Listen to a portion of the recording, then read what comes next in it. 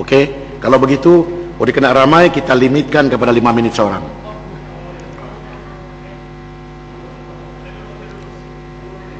Sila pokok sana 5 minit.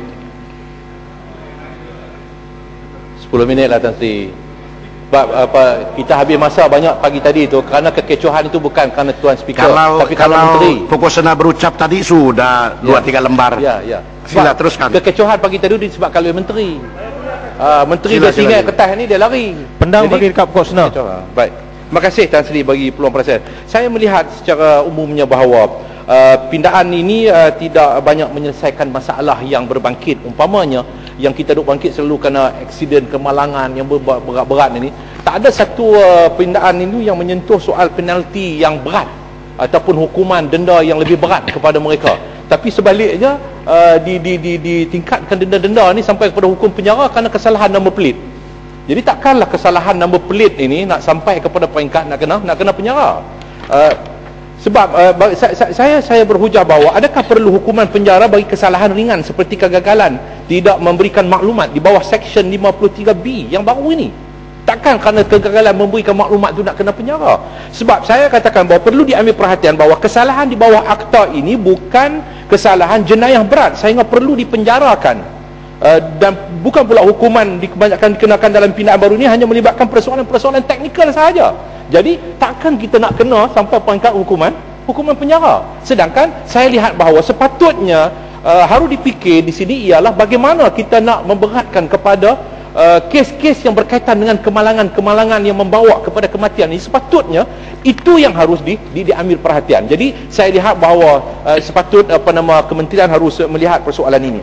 Yang keduanya ialah persoalan menyenarai hitam masih lagi belum diatasi. Tidak ada satu penyelesaian untuk dilihat di sini.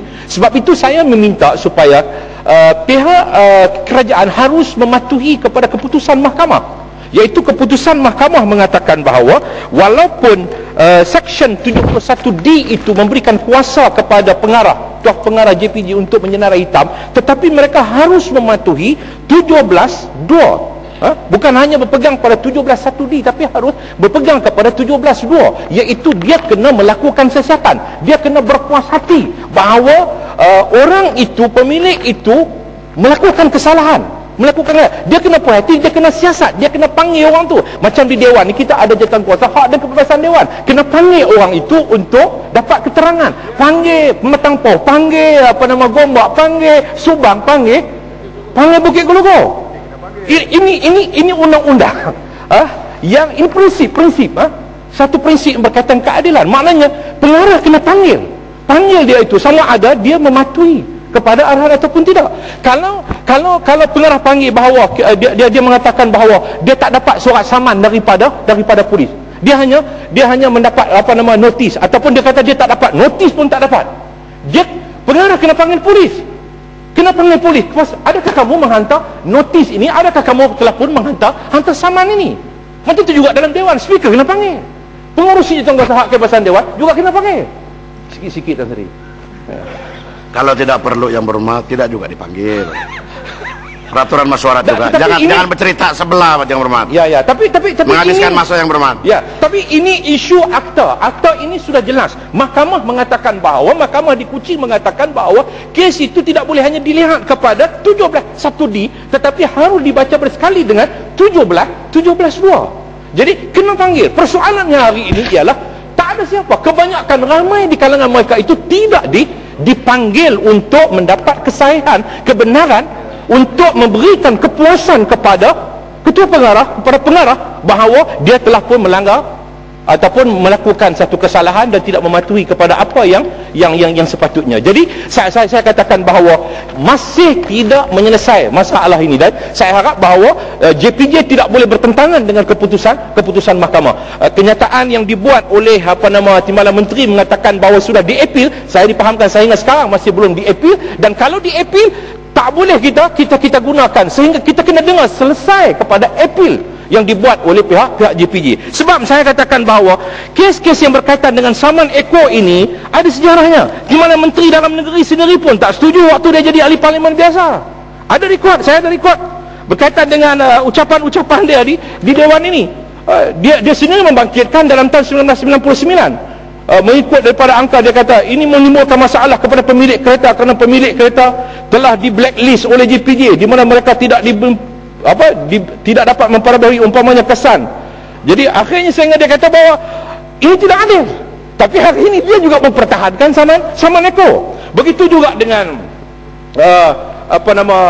timbalan menteri di dalam negeri pada waktu itu Padang Besar menjadi timbalan menteri dalam negeri. Dia sendiri menjawab bahawa dia bila kita persoal bagaimana penyenara hitam, dia kata itu tugas JPJ. Dia nak cek dengan JPJ. Dia tidak berpuas-hati dengan JPJ apabila JPJ telah blacklist.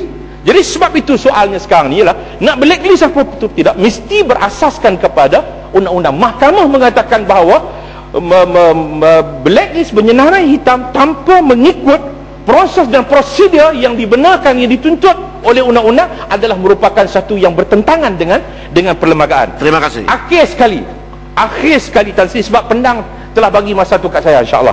Akhir sekali Tan Sri, satu perkara lagi. 5 minit kasih. Ya. Terima kasih pendang. Dan ni boleh belanja malam ni. Yang keduanya adalah penggunaan sistem AES ini. Penggunaan sistem AES ini.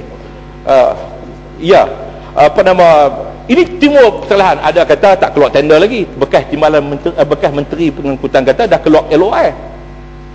Sudah keluar LOI. Cuma LOI itu untuk berikan mengatakan bahawa sudah ada niat untuk nak berikan kepada syarikat ini, sebab tak dikeluarkan, tak di-awardkan lagi pada waktu itu kerana belum ada pindaan akta ni. Mana boleh award dulu, akta tak pindah lagi untuk menggunakan sistem tersebut. Jadi di sini sekarang ni dia timbul pertelagahan.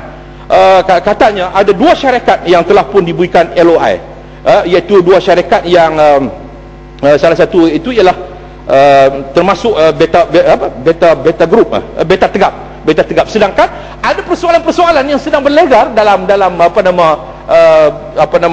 internet sekarang ni, mengatakan bahawa syarikat-syarikat inilah syarikat-syarikat yang ada yang dipersoalkan. Dalam ujian mereka sendiri pun dipersoalkan, dan juga dalam perkara-perkara yang berkaitan dengan harta intelek dan sebagainya juga sangat dipersoalkan. Terlalu panjang kalau saya nak sebut perkara ini. Jadi ini merupakan satu perkara yang harus dilihat kerana dia membabitkan sejumlah wang yang sangat besar, antara 700 juta ke 1 bilion.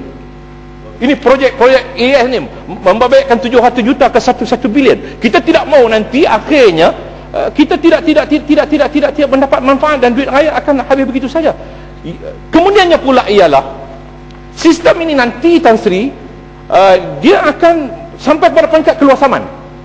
Daripada sistem ini dia akan keluar saman. Maknanya kalau sebelum ini polis ataupun pegawai JPJ kena minta perintah mahkamah untuk mengeluarkan saman, maknanya mahkamah kena berikan kepada pegawai untuk keluar saman. Sekarang sebagai ganti dalam pindaan ini, maknanya melalui sistem ini dia boleh keluarkan saman terus. Baik. Persoalannya ialah sistem ini dia berada di center. Saya tidak tahu adakah center ini dia punya alat ni, center ini berada di CPJ ataupun berada di polis ataupun berada di mahkamah. Kalau center itu dioperate oleh syarikat ini, syarikat yang mengoperasikan sistem ini, yang menjaga center ni, saya lihat bahawa ada masalah kontrak dari sudut undang-undang. Mana boleh syarikat itu yang keluar satu saman tanpa mendapat satu pengesahan? Dan apa jaminan kita? Dan kalau dikatakan bahawa pegawai JPJ ataupun pegawai polis yang mengendalikan center itu, apakah pegawai-pegawai kita ini sudah terlatih untuk mengendalikan? Sebab banyak dalam laporan audit bahawa ada barang-barang yang kita beli tak boleh nak dikendalikan. Akhirnya syarikat yang mengendalikan ini yang akan mendapat keuntungan yang sangat lumayan. Jadi oleh sebab itu Tan Sri, saya mengharapkan bahawa harus disemak kembali, khususnya berkaitan dengan soal penyenarai hitam. Ini persoalan penting yang membabitkan rakyat teramai. Menteri dalam negeri, timbalan menteri kata 15 juta saman. 15 juta saman Eco itu saman yang di bawah polis, tak termasuk lagi saman-saman daripada JPJ dan juga daripada PBT khususnya di BKL. Jadi sebab itu biarlah keadilan ini harus ditegakkan. Jadi sebab itu bagi saya bahawa soal blacklist ini merupakan perkara yang sangat penting yang harus dilihat. Walaupun saya boleh bersetuju bahawa dengan pindaan ini ada satu perkara, iaitu tidak lagi menyenaraikan nama. Pindaan ini tidak lagi menyenaraikan nama. Kalau sebelum ini disenarai hitamkan nama. Kalau dia ada 3 kenderaan, kalau Tan Sri mungkin ada sampai 5 kenderaan kan, kenderaan yang hebat-hebat ni. Jadi kalau Tan Sri ada kesalahan satu, semua kenderaan tidak boleh diperbaharui. Tapi dengan pindaan ini, dia akan menjadikan hanya satu kenderaan dan juga satu jenis lesen. Kalau kelas B sahaja yang akan disenaraikan hitam. Jadi kalau road tagnya cukai jalan masa pandang 1 minit lagi. Ya, hanya satu kenderaan. Itu saya boleh bersetuju, saya boleh terima. Tetapi walaupun hanya kepada satu kenderaan saja, tetapi mesti ikut prosedur, mesti ikut peraturan, mesti berasaskan kepada 17.2, mesti berasaskan pada 17.2. Itu keputusan mahkamah. Jadi saya mengharapkan bahawa perkara ini perkara yang sangat penting yang tidak boleh dilihat, apatah lagi dengan kita nak menggunakan sistem baru, menggunakan saman sistem baru ni, menggunakan sistem EES ini, dia membabitkan wang. Sudahlah rakyat nak kena bayar, ini membabitkan perbelanjaan 700 juta hingga 1 bilion ringgit yang akan diberikan kepada dua syarikat. Saya minta supaya disebut di sini dua syarikat yang telah dikeluarkan LOI ini, dan juga 7 syarikat yang telah pun menjalankan ujian demonstrasi, dan siapa yang mendapat mata yang tertinggi, poin yang tertinggi dalam ujian ini. Terima kasih Tan Sri. Jadi saya pertahan bahawa harus balik kepada 17.2, dan juga Dewan ini juga harus balik kepada Jawatankuasa Hak dan Kebebasan Dewan. Terima kasih Tan Sri.